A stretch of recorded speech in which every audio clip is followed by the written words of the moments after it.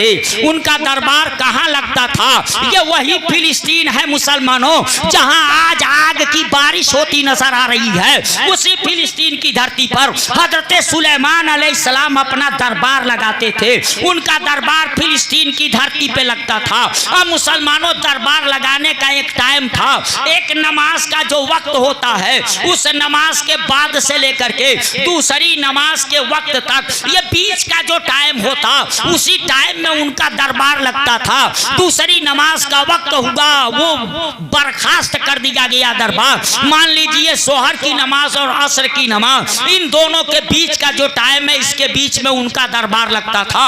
वो दरबार लगाए थे फिलिस्तीन की धरती पर। और उनकी दरबार का एक परिंदा जिसे हुदहुद कहते हैं, वो नजर नहीं आया, तो इन्होंने कहा आज उसकी खबर लूंगा। मुसलमानों, मगर वो परिंदा जैसे ही हुदहुद पहुंचा है इनकी दरबार में, ये अभी उससे पूछते, उसने कहना शुरू किया, मैं बड़ा दूर चला गया था, ऐसी जगह गया था जहां एक औरत रहती है, जिसका एक तख्त है जो 60 बाई 40 मीटर का लंबा चौड़ा है, जिसमें हीरे जवाहरात जड़े हुए हैं, बड़ा वसनी और भारी भरकम है। उस पे सोने की कुर्सियां रखी हुई हैं, उस पे चांदी की कुर्सियां रखी हुई हैं, और उसी पे वो बैठती है। वो सूरज को पूजती है, वो दीन को नहीं मानती है, वो एक खुदा को नहीं मानती है। आप नबी हैं, आप उसको एक खुदा की तरफ बुलाइए, दीन की दावत दीजिए। हजरत सुलेमान अलैहिस्सलाम से जब इतना उसने आके कहा,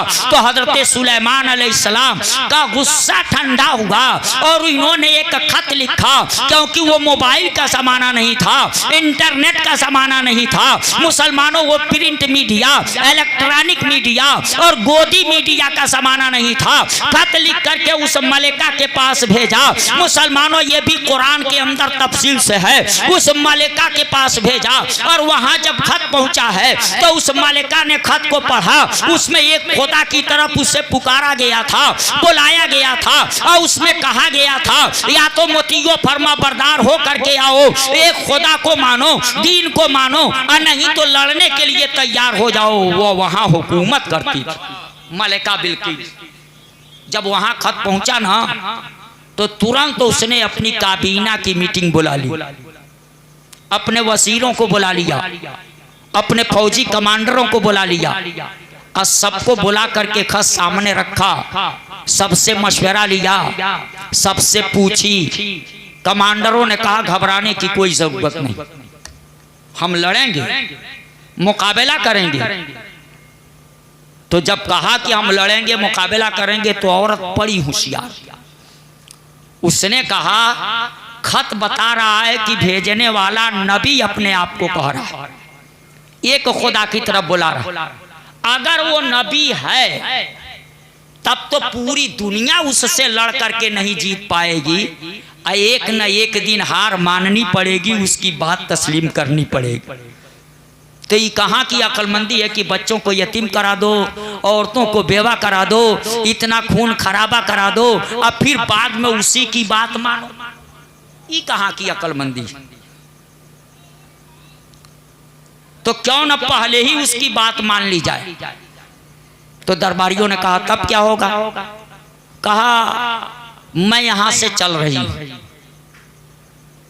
और वहां चल करके मैं पहले जांचूंगी कि वो नबी है कि नहीं।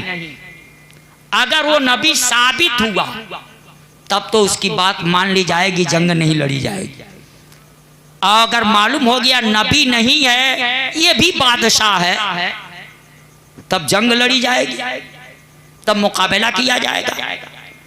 अब ये जांचने के लिए वहां से चली, अपना भारी भरकम तख्त जहां रखी थी, वो 60 बाई 40 मीटर वाला तख्त जिसको कुरान ने उसका अर्श कहा है, वहां से निकली, एक गेट बंद की, ताला लगा दिया। फिर आगे बढ़ी, दूसरा गेट बंद की, ताला लगा दिया। फिर आगे बढ़ी, तीसरा गेट बंद की, ताला लगाया। इस तरह 7 गेट बंद किए, ताला लगाए। 7 गेटों के अंदर उसका भारी भरकम तख्त था और उसके बाद पहरे पे पहरा लगा दिया। और वहां से चली वो मोतियो फरमा बरदार हो करके अब सुलेमान अलैहिस्सलाम की दरबार में हाजिरी देने के लिए और इम्तहान लेने के लिए ये नबी हैं कि नहीं है। अगर नबी होंगे तो बात मानी जाएगी, अगर नबी नहीं बादशाह होंगे तो उनकी बात नहीं मानी जाएगी। वहां से चल दी और बताया जाता है मुसलमानों वो कहाँ रहती थी। एक मुल्क यमन है, उस मुल्क यमन में एक शहर सबा है, उस शहर सबा में वो रहा करती थी। मुल्क यमन के शहर सबा से चली है, कहाँ चली है? फिलिस्तीन के लिए चली है, जहाँ खुदा के नबी हजरत सुलेमान अलैहिस्सलाम अपनी दरबार लगाते थे, वहाँ के लिए चली है। बताया जाता है उस जमाने में जब ट्रेन और प्लेन का जमाना नहीं था, जब सवारियों का ये जमाना नहीं था, उस जमाने के एतबार से फिलिस्तीन से मुल्क यमन जाने में 1 महीने का वक्त लगता और यमन से फिलिस्तीन आने में 1 महीने का वक्त लगता, क्योंकि उस वक्त के लोग पैदल, घोड़ा, खच्चर से सफर किया करते थे। उस जमाने के एतबार से ये 2 महीने का सफर था, आना जाना मिला करके 2 महीने का। वहां से वो चल दी थी, मगर जब वहां से चली तो यहीं से सुलेमान अलैहिस्सलाम को खबर हो गई कि वहां से मलिका बिल्किस चल चुकी है। ये दरबार लगाए थे, उस दरबार में इन्होंने एक ऐलान किया था, किसी नावल में ना देखिएगा, उपन्यास में ना देखिएगा, किसी पत्रिका में ना देखिएगा, कल ही जाकर के कुरान में देखिएगा कि क्या उन्होंने ऐलान किया था। तो कुरान के अंदर है, उन्होंने कहा था या अय्युहल मलाओ अय्युकुम यातीनी बिअर्शिहा क़ब्ला अन यातूनी मुस्लिमीन। कुरान मुकद्दस है मुसलमानों। उन्होंने कहा या अय्युहल मलाओ, ऐ मेरे दरबारियों, ऐ मेरे दरबार में रहने वालों, ऐ मेरे दरबारियों, या अय्युहल मलाओ अय्युकुम यातीनी बिअर्शिहा, है तुम में कोई ऐसा जो उसके अर्श को ले आए, उसके तख्त को ले आए, मलिका बिल्किस का तख्त लाए, उसका अर्श लाए। कुरान में अर्श का लफ्ज है, ये उसका तख्त था, ये उसका अर्श था। या अय्युहल मलाओ अय्युकुम यातीनी बिअर्शिहा, ले आए क़ब्ला यातूनी मुस्लिमीन, इससे पहले कि वो मोतियो फरमा बरदार होकर मेरे पास हाजिर, उसके हाजिर होने से पहले उसका तख्त ले आ। कोई है दरबार में, तो जब ऐलान किया तो कोई हुआ तैयार की नहीं। तो कुरान बताता है जब ये ऐलान किया इन्होंने एक खड़ा हुआ।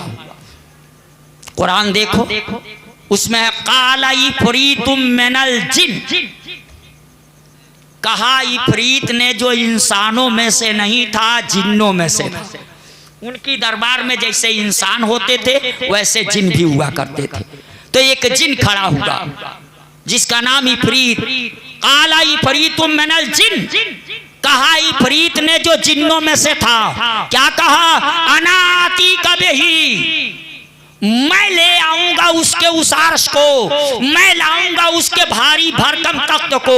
अनाती कबही क़ब्ला अन तक़ूम मिन मक़ामिका, इससे पहले कि आप ये दरबार लगाए हैं, इस दरबार को बर्खास्त करेंगे, उससे पहले पहले मैं उसका अर्श ला के हाजिर कर दूंगा, उसका तख्त ला करके हाजिर कर दूंगा। वो दरबार 2 घंटा 3 घंटे का अगर लगता था तो गोया उसने कहा कि मैं घंटा 1.5 घंटे में उस तख्त को ला करके हाजिर कर दूंगा।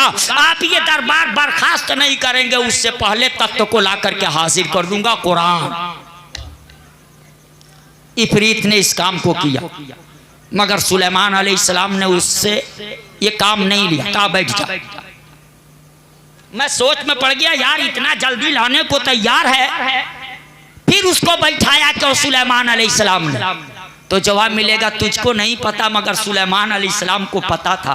हमारी दरबार में तो इससे भी कम टाइम में लाने वाला बैठा, उनको ये इल्म था कि मेरी दरबार में तो इससे भी कम टाइम में लाने वाला बैठा। कहा भाई बैठा दिया।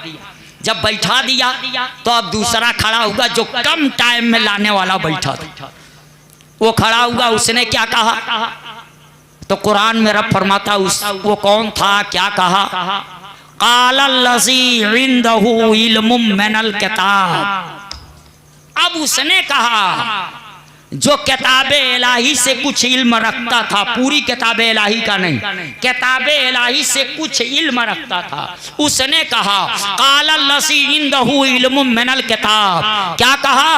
अनाती का बेही, उसके तख्त को मैं लाऊंगा, उसका अर्श मैं लाऊंगा। कितने टाइम में लाऊंगा? अनाती का बेही क़ब्ल अन यर्तद्द इलैका तरफुक, पलक झपकने से पहले लाऊंगा।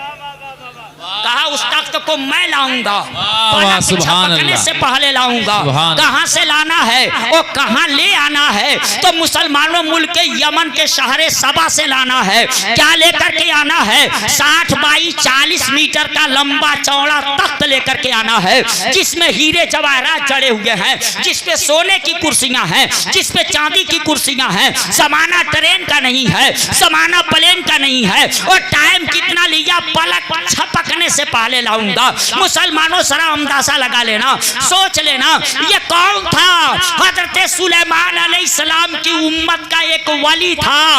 अब मैं कहूंगा वली जिस नबी की उम्मत का होता है, वो नबी जिस शान की होगा, उसकी उम्मत का वली उसी शान का होगा। तो सुलेमान अलैहिस्सलाम की उम्मत के वली की ये शान है मुसलमानों कि फिलिस्तीन में बैठे और मुल्क यमन के शहर सबा से इतना वजनी और भारी भरकम तख्त लाने के लिए कहे और कहे कि पलक झपकते लाऊंगा। और कहा था दुनिया ने उसको दरबार से जाते भी नहीं देखा और दुनिया ने उसको दरबार में आते भी नहीं देखा। इतना कहा और तख्त दरबार में हासिल कर दिया। पता चला न उसको जाना पड़ा था न आना पड़ा था, और यहीं से तख्त को ला करके हासिल कर दिया। जब सुलेमान अलैहिस्सलाम की उम्मत के एक वली की ये शान होगी तो मुसलमानों नबियों के इमाम इमामुल अंबिया की उम्मत के वली नहीं, बल्कि वो इंसान, वो गौसे आज़म मुसलमानों, वो गौसे आज़म जिनकी शान मुफ्ती आज़म हिंद अलैहि रहमत और इस्मा अपने नस्म में सिल्के नस्म में पिरो करके कहते हैं, खिला मेरे दिल की कली गौसे आज़म, खिला मेरे दिल की कली गौसे आज़म, मिटा कल्ब की बेकली गौसे आज़म, मिटा कल्ब की बेकली गौसे आज़म। सदागर यहाँ मैं न दूं तो कहाँ दूं, सदागर यहाँ मैं न दूं तो कहाँ दूं। कोई और भी है गली गौसे आज़म, कोई और भी है गली गौसे आज़म। कदम गर्दने औलिया पर है तेरा, कदम गर्दने औलिया पर है तेरा। तू है रब का ऐसा वली गौसे आज़म। नारे तकबीर, नारे रिसालत, उलमाए अहले सुन्नत, जश्ने गौसे आज़म हजरत अल्लामा कमरुद्दीन साहब किबला। अब उसी वाक़े पे आइए। जब इन्होंने कहा कौन है जो तख्त लाएगा, तो लाने वाला वही था, उनकी उम्मत का वली। कहा मैं लाऊंगा, पलक झपकते लाऊंगा, और उसने ला करके हासिल किया। ना जाना पड़ा ना आना पड़ा। अक्ल कहती है गौस के गुलामों अपने मुकद्दर पे नाज करो। जब सुलेमान अलैहिस्सलाम की एक उम्मत के वली को न जाना पड़ रहा है यमन, न आना पड़ रहा है, और वहाँ का इतना भारी तख्त यहाँ पहुँचा दे रहा है, तो तुम भी दुनिया के किसी गोशे से दिल से गौसे पाक को पुकारो। न गौसे पाक को आने की जरूरत है न जाने की जरूरत है, हर वक्त वो तेरे पास हाजिर मिले। दिल से तो उनको पुकारो। वो गौसे पाक, उनकी शान, मेरे आका नबियों के इमाम गौसे पाक वलियों के इमाम। खुदा ने सारे नबियों को वली दिए, मगर गौसुल आज़म किसी को नहीं दिया। क्यों? इसलिए कि कोई नबी रसूल आज़म न हो सका, इसीलिए किसी नबी को रब्बे कायनात ने गौसे आज़म नहीं दिया। गौसे आज़म की शान बहुत बुलंद, बहुत बुलंद। उनकी शान हम क्या बयान करें, बस इतनी बात समझ लो, मुस्तफ़ा खुदा की सबसे बड़ी शान। तो उनका मकाम इतना ऊपर है कि गुंजाइश नहीं है कि वहां से ऊपर कोई बढ़ाए। वो अक्ल के अंधे हैं जो कहते हैं नबी को बड़ा ऊंचा कर देते हैं। उनसे पूछो पहले हद तो मुतय्यन करो। नबी ऐसी जगह पे है, इतने बुलंद मकाम पर कि उसके ऊपर बढ़ाने की गुंजाइश ही नहीं है। एक सूरत है बढ़ाने की कि मुस्तफ़ा को कोई खुदा कह दे, इसके अलावा बीच में कोई और जगह नहीं बची है कि मुस्तफ़ा को बढ़ाया जाए। मुस्तफ़ा को बढ़ाने की एक सूरत है कि मुस्तफ़ा को कोई खुदा कह दे, और मुस्तफ़ा को सब मुस्तफ़ा कहते हैं, खुदा नहीं कहते। इसीलिए तो हम मिलादुन नबी का जलसा करते हैं, मिलादुन नबी का जुलूस निकालते हैं, मिलादुन नबी के झंडे लगाते हैं, ताकि दुनिया धोखे में न पड़े। हम मुस्तफ़ा को न खुदा कहते हैं, न खुदा का बेटा कहते हैं, खुदा का बंदा कहते हैं, क्योंकि हम नबी की मिलाद करके बताते हैं कि मिलाद माने पैदाइश, और जो पैदा होता है वो खुदा नहीं होता, जो खुदा होता है वो पैदा नहीं।